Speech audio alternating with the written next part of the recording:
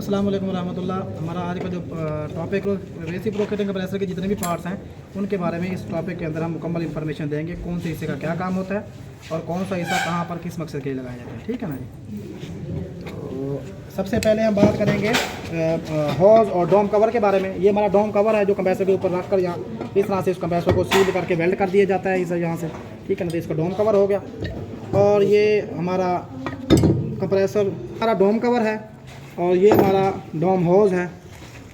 इसमें हमारा पंप और जो मोटर है दोनों इस स्प्रिंगों के ऊपर ठहरे हुए होते हैं। इन स्प्रिंगों को बतौर वाइब्रेशन अब्जॉर्बर हम यूज़ करते हैं ताकि कंप्रेसर जब चले बंद हो या वोल्टेज अप या डाउन होने की वजह से किसी भी वजह से जो है जब कंप्रेसर हमारा वाइब्रेशन पैदा करे तो ये वाइब्रेशन अब्जॉर्बर जो है कंप्रेसर के अंदर से ही वाइब्रेशन को ऑब्जर्व कर लेते हैं और जो कंप्रेसर के साथ लगे हुए पाइप वगैरह होते हैं उनके टूटने का खतरा कम हो जाता है और उनके लीकेज का भी अंदेशा कम हो जाता है। ठीक है ना जी। तो इसलिए हमारे डोम कवर है। बाकी ये हमारी ये दोनों जो लाइनें हैं, एक ये वाली लाइन और एक ये वाली लाइन, यहाँ पर ये हमारी सेक्शन लाइन है। ये हमेशा डोम कवर के अंदर खुलती है और ये हमारी डिस्चार्ज लाइन है। ये सीधा पंप में से आती है, यहाँ पर ये हमारी डिस्चार्ज लाइन यहाँ पर वेल्ड हो जाती है। ठीक है ना, ये हमारी डिस्चार्ज लाइन होगी। उसके बाद ये हमारा जो है ना ये हमारे इलेक्ट्रिकल टर्मिनल है। टर्मिनल जो होते हैं ये कनेक्शन जो होते हैं, क्योंकि कंप्रेसर हमारा सील्ड होता है तो इसके कनेक्शन बाहर निकाले जाते हैं ताकि बाहर से ही इसके कनेक्शन जो है वो किए जा सकें।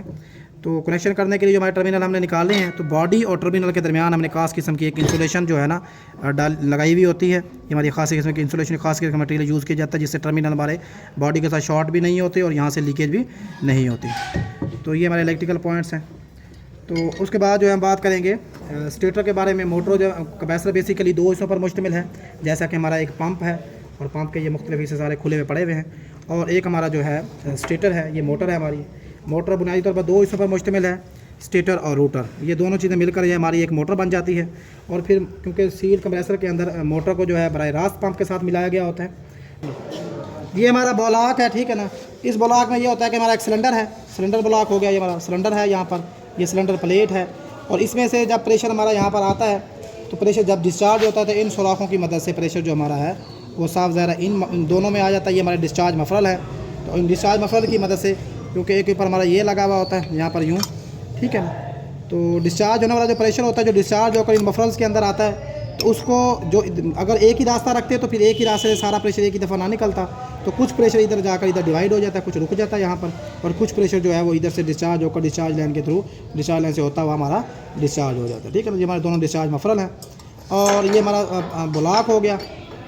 तो क्योंकि इन लाइनों का ताल्लुक जो हमारा है वो इन्हीं के साथ है, ये यहाँ पर, ठीक है ना, ये यहाँ पर, ठीक है, और इस लाइन का ताल्लुक भी इधर ही है, ठीक है, इसके साथ। और यहाँ से प्रेशर जो होता है हमारा वो यहाँ पर आ जाता है और इधर आ जाता है और इधर से फिर हमारा डिस्चार्ज लाइन के थ्रू आगे चला जाता है। ये हमारा ब्लॉक हो गया, सिलेंडर ब्लॉक, सिलेंडर प्लेट, इसमें हमारा पिस्टन वर्क करता है। और ये हमारा जो है ना ये हमारा रूटर है। अब रूटर जो है मोटर की मैग्नेटिक फील्ड में जब रूटर हमारा घूमता है तो रूटर के घूमने से हमारा ये हमारा बुश है, ये ब्लॉक के अंदर साफ यहाँ पर फिक्स होता है, यहाँ पर यूँ फिक्स होता है, यहाँ पर, ठीक है, फिक्स होता है। तो यहाँ पर ये रूटर हमारा घूमता है, ठीक है। तो रूटर को बुश फिक्स हो जाने से ये घूमता है, तो ये जब रूटर घूमता है तो ये हमारी रूटर के एंड पर जो हमने ये शाफ्ट लगाई इसको क्रैंक शाफ्ट कहते हैं। तो हमारी क्रैंक शाफ्ट जो है वो सेंटर से हटकर टेढ़ी होती है, जो मोटर की रोटरी हरकत को, ये हमारी क्रैंक शाफ्ट है जो मोटर की रोटरी हरकत को पिस्टन की रेसिप्रोकेटिंग हरकत में तब्दील करती है। ठीक है ना जी। तो ये हमारा बुश हो गया, मेन बुश है हमारा। तो और उसके बाद ये हमारा ऑयल डिपर है। जब ये कंप्रेसर की बेसमेंट में इसे ऐसे घूम रहा होता है यहाँ पर, तो नीचे से घूमने से ये ऐसे ऑयल उठाता है और इसके अंदर ये जो रास्ते बने हुए हैं ऑयल के, इनको हम ऑयल ग्रोवर्स कहते हैं। तो फिर हमारा ऑयल कुछ जो यहाँ से सक होता है वो यहाँ से कुछ डिस्चार्ज होता है, ये यहाँ पर मुख्तलिफ हिस्सों पर स्प्रे हो जाता है और कुछ ऑयल जो हमारा है ऑयल ग्रोवर्स के थ्रू यहाँ पर आ जाता है और यहाँ पर हमारा ये, तो यहाँ से जो हमारा ऑयल आता है ऑयल ग्रोवर्स के थ्रू फिर हमारा ये कनेक्टिंग रॉड में आता है। तो कनेक्टिंग रॉड में भी यहाँ पे ऑयल ग्रोवर्स बना हुआ है, तो सुराख बना हुआ है, यहाँ से ऑयल गुजरने का रास्ता है यहाँ तक। तो फिर हमारा ऑयल कुछ यहाँ से यहाँ आता है और ये हमारी पिस्टन के अंदर फिर कनेक्टिंग रॉड, क्योंकि हमारा पिस्टन के अंदर यूँ लगा हुआ होता है यहाँ पर यूँ, तो इसमें हमारी ये पिस्टन पेन होती है। तो पिस्टन और कनेक्टिंग रॉड के दरमियान, क्योंकि ये भी मूवेबल हिस्सा है, तो यहाँ पर भी कुछ ऑयल हमारा पहुँच जाता है, ठीक है ना। तो फिर ऑयल जहाँ से जो हमारा निकलता है, यहाँ से जो ऑयल आता है वो फिर पिस्टन और सिलेंडर के दरमियान मज़ीद एक्स्ट्रा ऑयल आने वाला जो है, क्योंकि पिस्टन हमारा जो है सिलेंडर के अंदर यहाँ पर वर्क करता है, तो कुछ ऑयल जो हमारा पिस्टन और सिलेंडर के दरमियान लग जाता है, ठीक है ना। इस तरह से तमाम हिस्से जो हमारे हैं लुब्रिकेशन हो जाती है, मतलब पुर्जों के दरमियान लुब्रिकेंट जो हमारा है हर ऑयल हिस्से तक पहुँच जाता है और फिर लुब्रिकेशन का अमल होने की वजह से जो पुर्जों के दरमियान रगड़ है वो कम हो जाती है, ठीक है ना।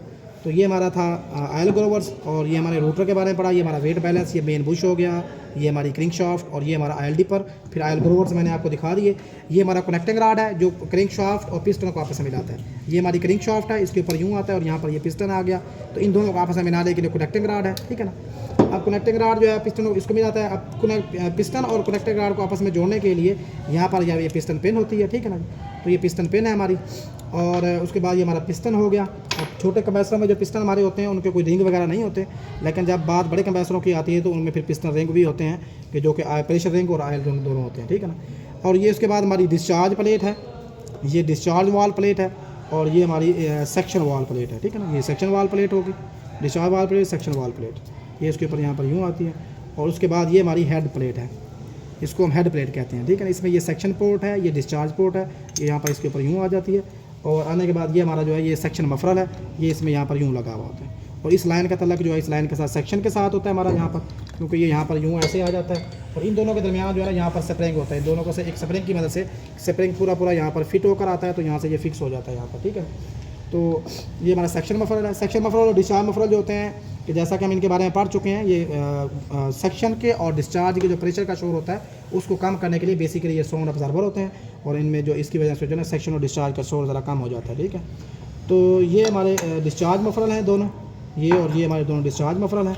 तो ये बाकी स्क्रू वगैरह हैं कंप्रेसर के, तो ये तकरीबन इसके पार्ट्स होते हैं जो मुख्तलिफ हिस्सों पर मुख्तलिफ मकासद के लिए यूज़ किए जाते हैं, ठीक है ना जी। जज़ाकल्लाह।